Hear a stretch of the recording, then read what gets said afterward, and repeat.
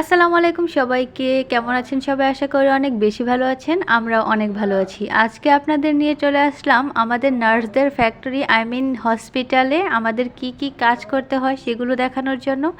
এই দেখেন আমরা হসপিটালে এসে সব কাজ করা শুরু করে দিয়েছি। আমাদের এখানে গজ ভাঁজ করা থেকে শুরু করে বিভিন্ন ধরনের অপারেশনের যত রকম ইনস্ট্রুমেন্ট লাগে সব কিছুই আমাদের রেডি করতে হয়। আর এই তো সবাই মিলে পুরো দমে কাজ করা শুরু করে দিয়েছি। আর কতগুলা স্টুডেন্ট দেখেন সবাই কাজ করছে, তাই তো কাজগুলো তাড়াতাড়ি হয়ে যাচ্ছে।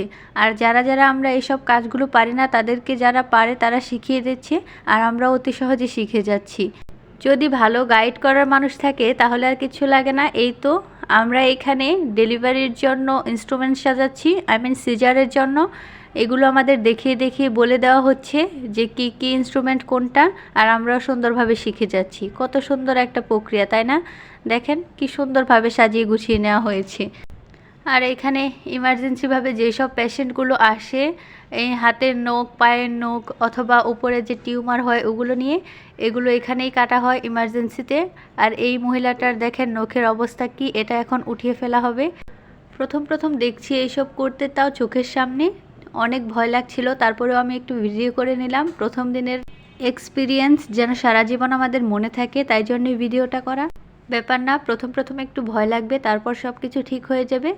এই জন্যই তো ভিডিওগুলো করে বারবার দেখব, যাতে এগুলো মনে থাকে, ভয় না করে।